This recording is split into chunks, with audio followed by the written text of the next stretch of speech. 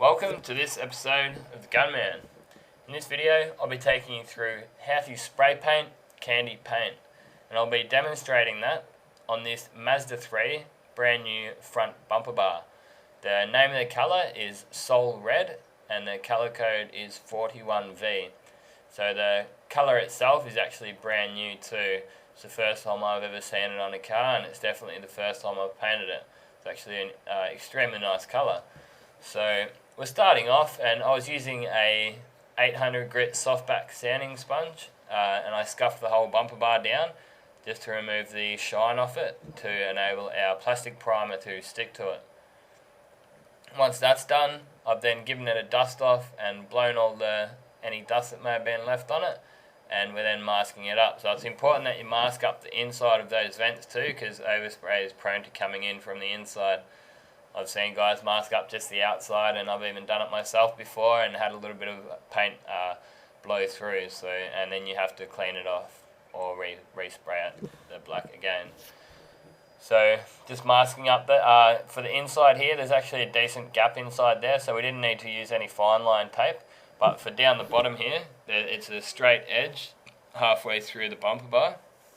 You can actually look at it, and there's a bit of a line there that you can mask off. So with the normal masking tape, the 36mm that we're using there, we just leave it just a few mil off that edge, and then we're using this blue fine line masking tape to go right up to the edge. And we always put that on last, as that we can unmask it before we actually bake it, as to leave less of an edge, less chance of peeling back. So once that's done, we're going to take it into the spray booth, and we'll be wiping it down with these anti-static wipes. I'm using the DuPont Centari brand. There's loads of different brands of anti-static wipes, and this is just the one I'm using. So it's just a wipe on. It's not a wipe off like you would with wax and grease remover. You just wipe it on and leave it, and that's finished. And then you also don't need to wipe a tack cloth over it. I've found sometimes if you do tack cloth over it, then you can actually end up with more dust. So with that top section of the bumper bar, so it's a two-part bumper bar, this one, and that's the top section just here. With that top section, being that it's primed and we repaired it, I wiped it down with wax and grease remover. But the front bumper bar, because it's bare plastic, I've used the anti-static wipes on it. And as you've noticed, I'm not wiping over it with the tack cloth. I'm just using the air just to blow any last bits of dust that may have landed on it. There shouldn't really be any, but if there is any, we'll blow it off. So also take note that I'm spraying the bumper bar over two stands so that it doesn't bend in half when we bake it. It gets quite warm in there, so I like to bake my jobs at 60 degrees. You can bake them from between 60 and 80 degrees at half an hour to 40 minutes. So first up, we're spraying our plastic primer on it.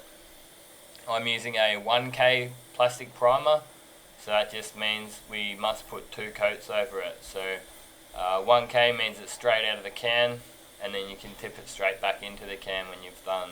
So it means that it's got no hardener in it. I left out the second coat just to stop the vid from getting too long. And most of this video is at 1.5 times speed. Once we get up to the clear coat, I'll slow it down a little bit.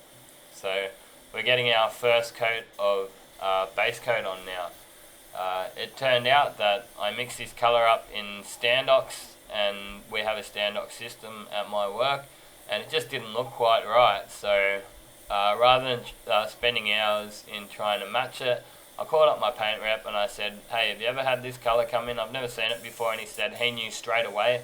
He said, oh, that colour, we can mix that up in DuPont, and that's correct. So what I'm putting down there, very first coat, you can see it's a lot redder than what I'm putting down here. It's a lot more pink, this ground coat that I'm putting down now. So the first one was just to stop the bar from being black. So now when I'm putting this proper ground coat over, it's going to cover it in the first coat. So that's just going to stop any black from showing through from the bar. There's sometimes when you paint red bumper bars, I've seen lots of people do it not using a ground coat, and they can have the black showing through from the bar. So this is our first coat of ground coat. We're going to repeat that 3 times. The second one, we should get coverage after that. And the last one is actually our effect coat, which is going to show up our metallic. But after that, we still need to put our candy over the top of that. If you want to know how to colour match candy paint, I've got footage of the colour matching that I did on this, and I've also got footage of how to mix up paint using a viscosity cup, which is something that a lot of people don't even know what it is. So once they're uploaded, I'll put a couple of annotations here. So this is our candy paint. Now just keep in mind that when you're painting candy, you just got to be patient. It took me over an hour to paint this single panel, which is, if it was just a double coat metallic, then it would probably only take me maybe 20 to 25 minutes using the solvent base which I'm using. So I also use the viscosity cup, which tells you the correct thinness and thickness of the paint. So I actually got it at exactly the right thickness to paint. And when you're doing candies and stuff like that, it's probably a bit more important than just your single or double coat metallics. So this is our second coat going on. Now you can see it's starting to really bring that that colour right up, and it's starting to look really nice. So basically what the candy is, it's actually a solid colour base coat floated in some binder.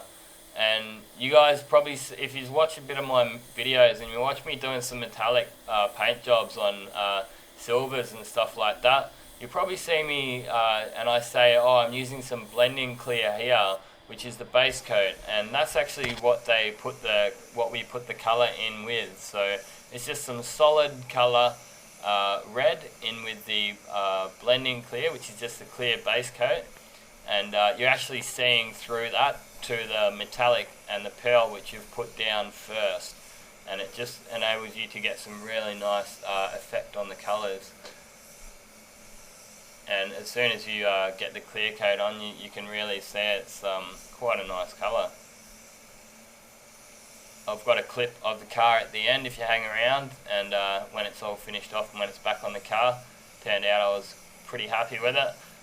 In hindsight, I probably could have gone on a little bit wetter with this last coat that I'm putting on now, but that's what spray painting's about, just learning from your mistakes. I mean, it was definitely acceptable, but if you want to be a good spray painter, you've got to be your own biggest critic, I guess, and I'm always looking at ways to improve my job, and next time I will be putting on the candy a touch wetter.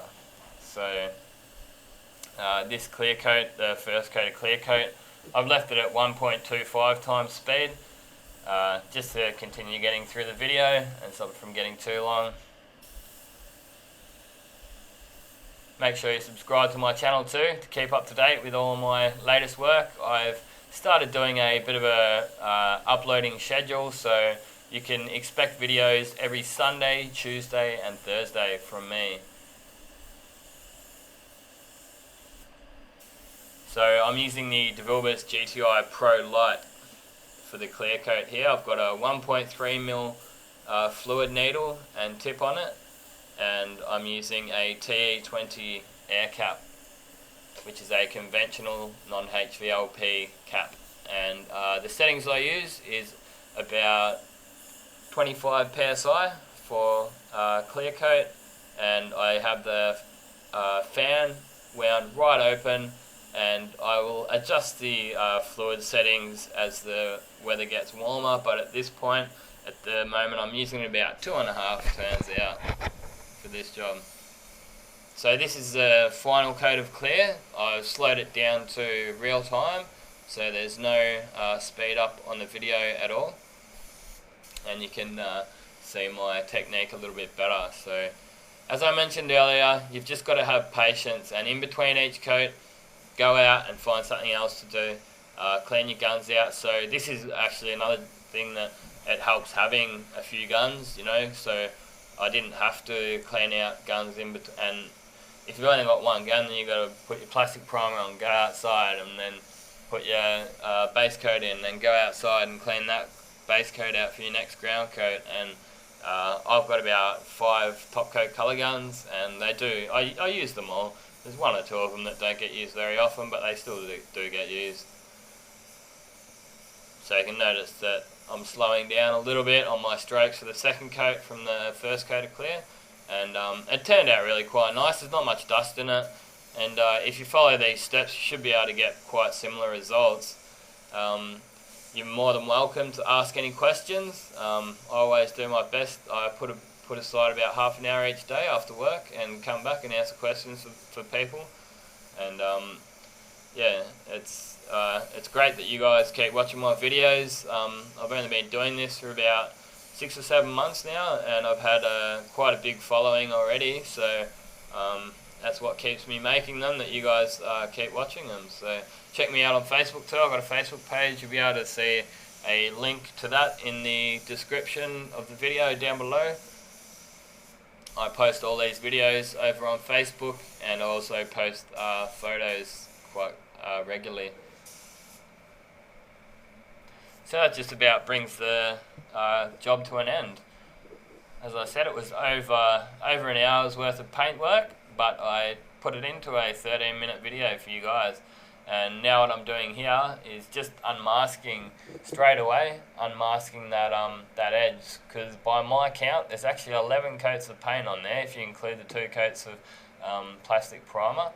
So decent enough edge to want to peel back. If you baked it first, you could get that peel back, which I mentioned earlier. So just nice and slow, and pull it back away from the paint edge, not towards the paint edge.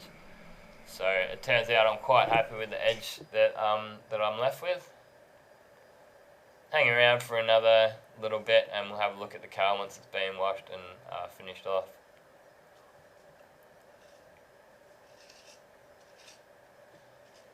You've got the standard 1 or 2 little bits of dust which we polish out, but overall it's quite a good job and I'm happy with it.